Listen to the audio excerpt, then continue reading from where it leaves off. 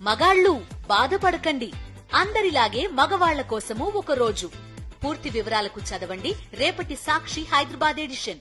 భారతదేశానికి స్వాతంత్ర్యం వచ్చినప్పటి నుంచి కూడాను ఒక స్లోగాన్ అనేటువంటిది వింటా వస్తున్నాం. ప్రతి వాడికి మనిషికి ఏం కావాలి అంటే బేసిక్ నెసెసిటీస్, కూడు గూడు గుడ్డ. ఈ కూడు గుడ్డ సమకూర్చుకున్న తర్వాత గూడు అనే విషయంలో అనేకమైనటువంటి ప్రభుత్వాలు కేంద్రంలో రాష్ట్రంలో మారుతూ వచ్చాయి. ప్రతి ప్రభుత్వము కూడా మేనిఫెస్టోలో ఇల్లు లేని ప్రతి ఒక్కరికి ఇల్లు ఇస్తాము, స్థలాలు ఇస్తామనేటువంటిది చెబుతూ ఉండడము, తర్వాత వచ్చిన ప్రభుత్వాలు అలానే చేయడం అనేటువంటి చూస్తూ ఉన్నాం.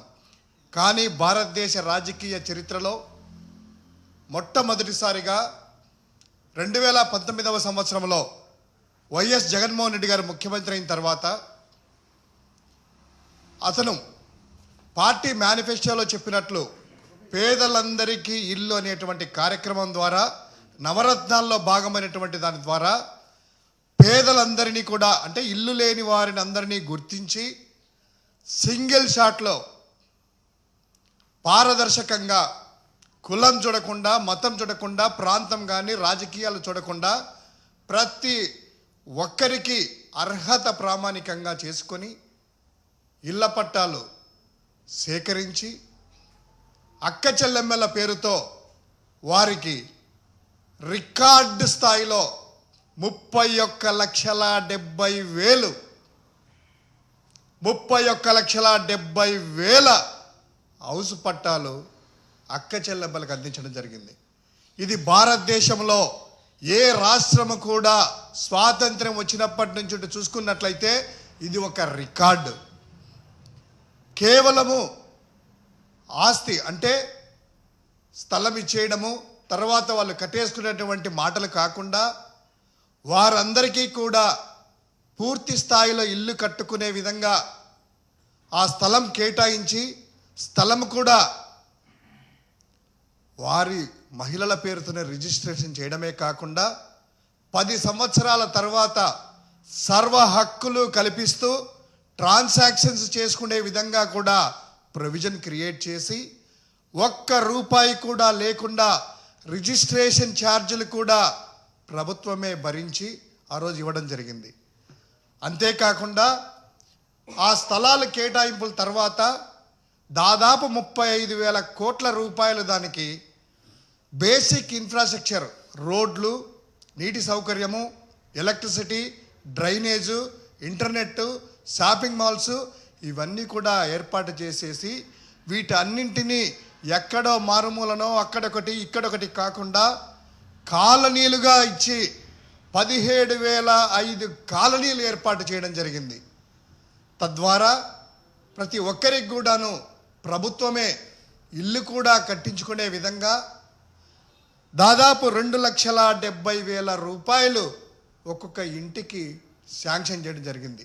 ఇందులో 1,80,000 రూపాయలు డైరెక్టు ప్రభుత్వము, తర్వాత వారికి 4.5 మెట్రిక్ టన్నులు ఇసుక, సిమెంటు, 20 టన్నులు ఉచితంగా ఇసుక, ఈ కంకర కానీ వీటి అన్నింటికీ కలిపి 40,000 రూపాయల వరకు బెనిఫిట్ ఇచ్చే విధంగా ప్రభుత్వమే అన్నీ సమకూర్చి వాళ్ళకి కేటాయించడం జరిగింది.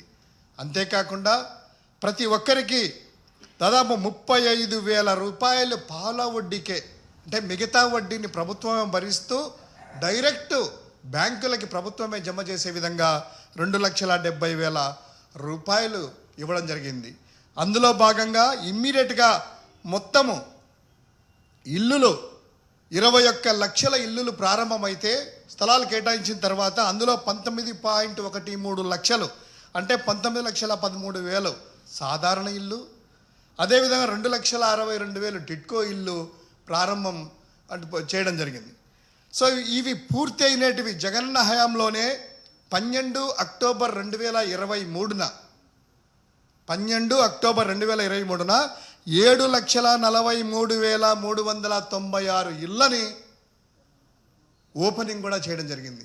అంటే పొజిషన్ తీసుకొని వాళ్ళు ఆక్యుపై చేసుకొని ఆ లబ్ధిదారులు ఆ ఇంట్లో కూడా చేరడం జరిగింది. 7,43,396 సో ఇంత మంచి కార్యక్రమము ఎప్పుడైనా చూసామా? ఈరోజు దాన్ని కూడా విమర్శిస్తూ, ఆ కేటాయింపుల్ని కూడా విమర్శిస్తూ, పేదవారికి ఇచ్చినటువంటి ఆ యొక్క ఇళ్ల స్థలాల మీద కూడా వాళ్ళ యొక్క కుళ్ళు కుతంత్రాలు చూస్తూ ఉంటే ఆశ్చర్యంగా ఉంది. అయ్యా, మీరు 2014-19 మధ్యలో మీరు మేనిఫెస్టోలో ఏం పెట్టారు? 14 మేనిఫెస్టోలో ఇల్లు లేని ఊరుగా ఆంధ్రప్రదేశ్ చేస్తాము, ఇల్లు లేని వారికి ప్రతి ఒక్కరికి ఇస్తాము, గుడిసెలు లేని చేస్తాము, 100% ఇస్తామని చెప్పారు కదా. ఒక్క సెంట్ అయినా మీరు ఇచ్చారా? ఒక్క సెంట్ అయినా కూడా ఇచ్చారా అని అడుగుతా ఉన్నాం. అదేవిధంగా ఈరోజు దీని మీద అందరూ మాట్లాడుతూ దోచుకున్నారు, అది ఇది అంటున్నారు కదా. అసలు ఎంత దీనికి కేటాయించాం ఒకసారి చూద్దాం. ఈ యొక్క జగనన్న ఈ హౌస్ పట్టాల కోసం, అక్క చెల్లెమ్మల కోసము మొత్తం 71,811.19 ఎకరాలు కేటాయించడం జరిగింది. అందులో భాగంగా ప్రభుత్వం నుంచి 28,554.64 ఎకరాలు ప్రభుత్వం నుంచి, ల్యాండ్ ఎక్వైర్ చేసింది 25,374 ఎకరాలని, అదేవిధంగా ల్యాండ్ పూలింగ్ ద్వారా 4,457 ఎకరాలు వైజాగ్లో, తర్వాత ఏఎంఆర్డిఏ నుంచి 1,074,000 ఎకరాలు, టిట్కో నుంచి 2,550 ఎకరాలు. ఈ సేకరణ కూడా ఎలా జరిగిందో తెలుసా? పూర్తిగా ఎక్కడా రాజకీయ నాయకుల ఇన్వాల్వ్మెంట్ లేకుండా ప్రభుత్వమే అధికారుల చేత, కలెక్టర్లు, జాయింట్ కలెక్టర్లు స్వయంగా వారే రైతులతో మాట్లాడి జాయింట్ అధికారుల చేత ఇదంతా కూడా చేయించడం జరిగింది. తర్వాత డబ్బులు కూడాను ప్రభుత్వమే కలెక్టర్ల ద్వారా నేరుగా ఆ రైతులకి చెక్కుల రూపంలో ఇవ్వడం జరిగింది. ఇంకా ఎక్కడ జరిగినట్టయ్యా? అవినీతి జరిగిందట, అక్రమం జరిగిందట. నేరుగా అధికారులే కదా, ఆ అధికారులే ఈరోజు ప్రభుత్వంలో ఉన్నారు కదా, ఆ కలెక్టర్లే కదా, ఆ జాయింట్ కలెక్టర్లే కదా సేకరించిన వారు ఈరోజు ప్రభుత్వంలో ఉన్నారు. మీకు చేతనైతే ఎంక్వైరీలు వేసి ఏ అధికారులు ఇచ్చారో మీ దగ్గర ఉన్నారు కదా, ఎలా కేటాయింపులు జరిగాయి, ఎలా తీసుకున్నారు ఏంటి అని. అంతేగాని పేదవారి ఇళ్ల మీద పడి ఏడ్చడం కానీ, ఆ యొక్క కాలనీలు ఏదైతే రూపురేఖలు దాల్చుకొని ఉన్నాయో ఆ కాలనీలంతా కూడా పూర్తి చేయాలని, ఆ ఇళ్ల నిర్మాణం ఏదైతే మధ్యలో ఆగి ఉన్నాయో ఆ ఇళ్ళన్నీ కూడా పూర్తి చేసేసి ఆ యొక్క అక్క చెల్లెమ్మలకి తోడ్పాటుగా ఈ ప్రభుత్వం ఉండాలని వైఎస్ఆర్ కాంగ్రెస్ పార్టీ మిమ్మల్ని కోరుకుంటుంది. అంతేగాని మీరు వారి మీద అక్కసుతో, ఆ పేదవారి మీద అక్కసుతో ఏదో అవినీతిని, ఆక్రమం అనేసి మధ్యలో ఆ ఇళ్ళనంతా కూడాను పూర్తి చేయకుండా, ఆ కాలనీలన్నీ కూడాను అలా నిర్మానుష్యం కాకుండా ఏదైతే గత ప్రభుత్వం స్ఫూర్తిగా తీసుకొని ఇల్లు లేని ప్రతి ఒక్కరికి కూడా ఇల్లు ఇవ్వాలనేటువంటి ఆ యొక్క మంచి నిర్ణయంతో ఆ నిర్ణయాన్ని కొనసాగించాలని వైఎస్ఆర్ కాంగ్రెస్ పార్టీ డిమాండ్ చేస్తూ ఉంది. మరోసారి చెప్తున్నాము, మీరు అవినీతి అన్నారు కదా, ఒకవేళ అవినీతి జరిగింటే ఎంక్వైరీలు వేసి అధికారులే కదా ఆ రోజు కేటాయింపులు చేసింది, అదేవిధంగా డబ్బులు పంపిణీ చేసింది కూడా అధికారులే, చెక్కుల రూపంలోనే, ఎక్కడా కూడా క్యాష్ కూడా లేదు. రైతులను ఒప్పించి వారి ఇష్ట ప్రకారమే అధికారులే, ఎక్కడా కూడా పొలిటికల్ పార్టీ అనేది ఇన్వాల్వ్ కాకుండా, ఎమ్మెల్యేలు కానీ మంత్రులు కూడా ఇన్వాల్వ్ కాకుండా పారదర్శకంగా జరిగినటువంటి ఈ యొక్క నిర్ణయాన్ని మీరు తప్పుపట్టడం ఎంత మటుకు కూడా సమంజసం కాదు అని వైఎస్ఆర్ కాంగ్రెస్ పార్టీ చెబుతా ఉంది. దీనికి సంబంధించినటువంటి ఆ పేదల యొక్క ఇల్లులన్నీ కూడా త్వరితగతిన పూర్తి చేయాలని, ఆ అక్క చెల్లెమ్మల యొక్క మనసులను గాయపెట్టద్దని వైఎస్ఆర్ కాంగ్రెస్ పార్టీ కోరుకుంటుంది.